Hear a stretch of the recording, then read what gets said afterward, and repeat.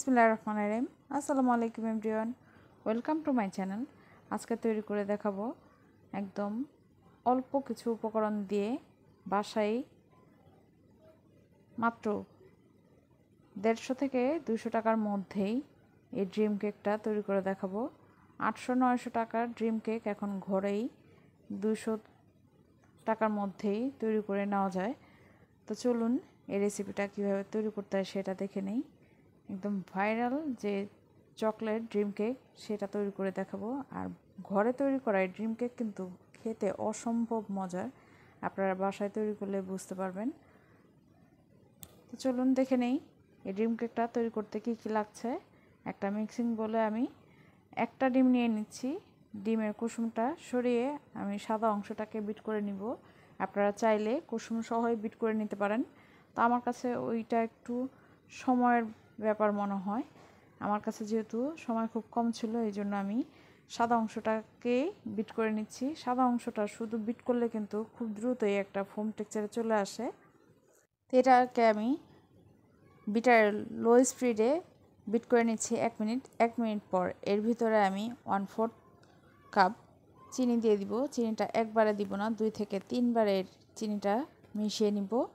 দেখতেই পাচ্ছেন চিনিটা দেওয়ার পরপর কিন্তু এটা আরও ফোমি টাইপ হয়ে গিয়েছে। চিনিটা একবারে দিলে কিন্তু চিনি থেকে পানি বের হয়ে আসবে আর এই ডিমের যে মেরাংটা সেটা সুন্দরভাবে তৈরি হবে না। আমাদের বিট করা হয়ে গিয়েছে।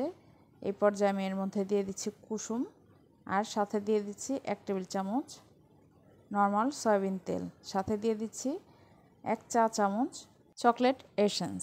এটা দিয়ে আরও 1 মিনিট বিট করে নিচ্ছি। আমাদের বিট করা হয়ে গিয়েছে। ওভার বিট করা যাবে না, তাহলে কিন্তু ডিমার মেরাংটা বসে যাবে। এই পর্যায়ে একটা চালনির উপরে আমি 1/3 কাপ ময়দা, 1 চা চামচ বেকিং পাউডার, 1 চিমটি লবণ, 1 টেবিল চামচ কোকো পাউডার দিয়ে আমি অর্ধেকটা চেলে এই ডিমের মেরাঙের সাথে মিশিয়ে নিচ্ছি। অল্প অল্প করে ময়দার মিশ্রণ দিব আর মিশিয়ে নিব। আমি এটাকে 2 থেকে 3 বারে চেলে এটার ভিতরে দিয়ে খুব ভালো করে ডিমের মেরাঙের সাথে মিশিয়ে নিচ্ছি। খুব আলতো হাতে এই জিনিসটা করে নিতে হবে, ডাবিয়ে ডাবিয়ে করলে কিন্তু ডিমের মেরাংটা বসে যাবে আর কেকটা ফুলবে না। যখন আমরা বেক করব তখন কেকটা কিন্তু ফুলবে না। তো আমার কাছে মনে হচ্ছে আমার কেকের এই মিশ্রণটা খুব বেশি ঘন। তো এই জন্য এর মধ্যে 2 চা চামচ আমি কুসুম গরম পানি দিয়ে দিচ্ছি। আপনারা চাইলে এর মধ্যে দুধ থাকলে দুধও দিয়ে দিতে পারেন। আমি এখানে পানি দিয়ে এটাকে খুব ভালো করে মিশিয়ে নিচ্ছি।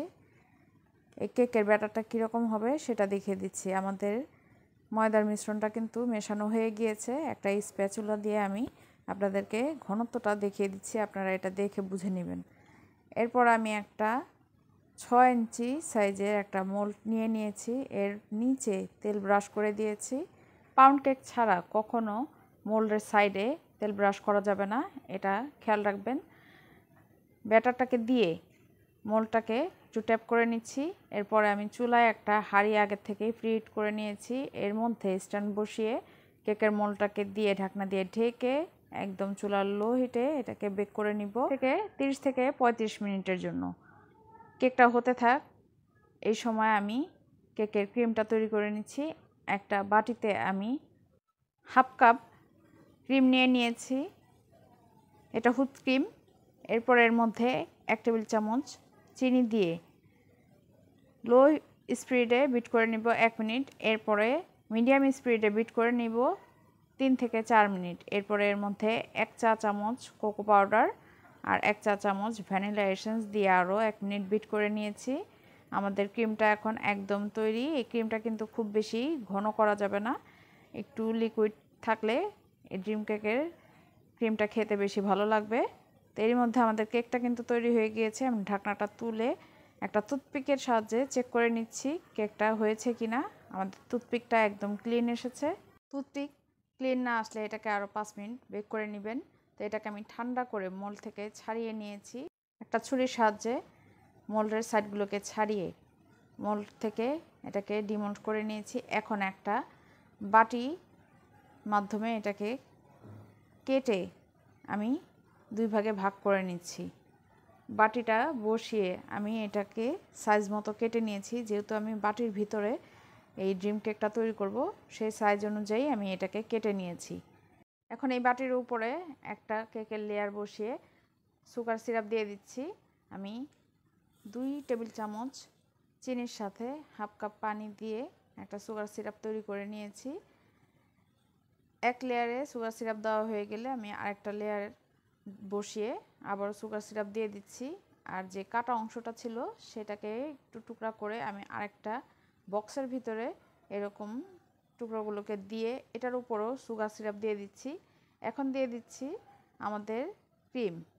আমি যে ক্রিমটা একটু আগে তৈরি করে রেখেছিলাম সেই ক্রিমটা দিয়ে খুব ভালো করে এটাকে কভার করে দিতে হবে, যাতে কিনা কোথাও কোনো ফাঁকা অংশ না থাকে। আপনারা চাইলে কিন্তু আমি যে 2টা লেয়ার করেছি কেকের, সেই কেকের লেয়ারের মাঝেও কিন্তু আপনারা এই ক্রিমটা দিয়ে দিতে পারেন।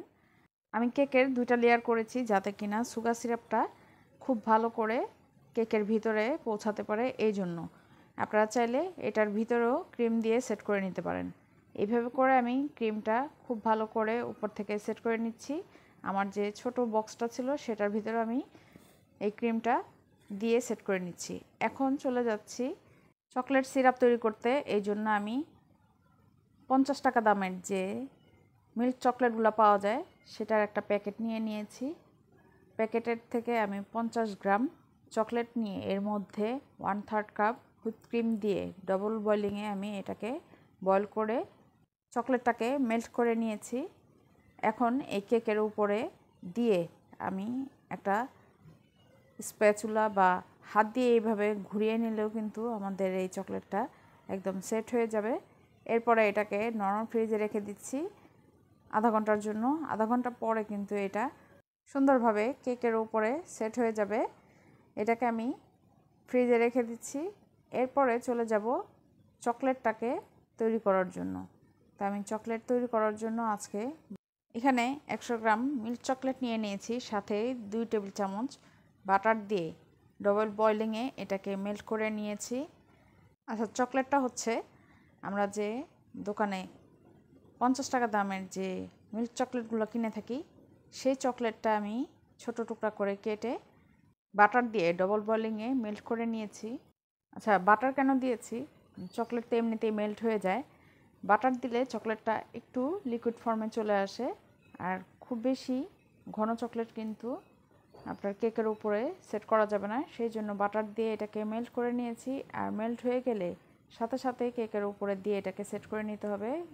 দেরি হলে কিন্তু চকলেটটা আবার শক্ত হয়ে যাবে। তো আমি কেকের উপরে দিয়ে একটা চামচের সাহায্যে খুব সুন্দর করে এটাকে সেট করে নিচ্ছি, যাতে করে এটার কোথাও কোনো ফাঁকা অংশ না থাকে। একদম কেকটাকে কভার করে দিতে হবে। এটাকেও আমি আধা ঘন্টার জন্য নরম ফ্রিজে রেখে সেট করে নিব। আধা ঘন্টা পর কিন্তু এটা খুব সুন্দরভাবে সেট হয়ে যাবে। চকলেট তো খুব দ্রুতই শক্ত হয়ে যায়। তো আধা ঘন্টা পর আমি আপনাদেরকে দেখিয়ে দিচ্ছি। দেখতেই পাচ্ছেন এটা খুব সুন্দরভাবে সেট হয়ে গিয়েছে। এখন পঞ্চম লেয়ারে চকলেট দেওয়ার পালা।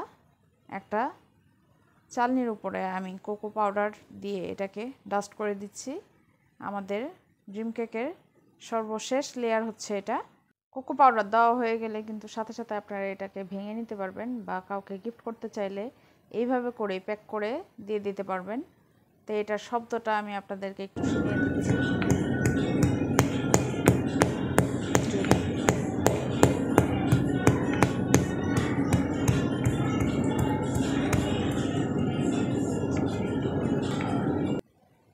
আমার এখানে যদিও অনেকটা আওয়াজ ছিল, আপনারা কেউ কিছু মনে করবেন না। আপনারা কেকের যে সাউন্ডটা সেটা নিশ্চয়ই শুনতে পেয়েছেন। আমি এটাকে কেটে নিয়েছি, চামচ দিয়ে ভেঙে নিচ্ছি। এটা সত্যিই ড্রিম কেক। এটা খেতে যে কি মজার, অসম্ভব মজার, আপনারা বাসায় তৈরি করলে বুঝতে পারবেন। তো দেখলেন তো কত সহজেই এই ড্রিম কেকটা বাসায় তৈরি করে নেওয়া যায়। তো আশা করছি আজকের রেসিপিটা সবার খুব ভালো লাগবে। ভালো লাগলে আমার চ্যানেলটিকে সাবস্ক্রাইব করে আমার সাথেই থাকবেন। আর এরকম নতুন নতুন রেসিপি পেতে বন্ধুবান্ধবের সাথে আমার এই চ্যানেলের লিঙ্কটা শেয়ার করবেন। আজ এই পর্যন্তই। সবাই ভালো থাকবেন, সুস্থ থাকবেন, আমার জন্য দোয়া করবেন। আল্লাহ হাফেজ।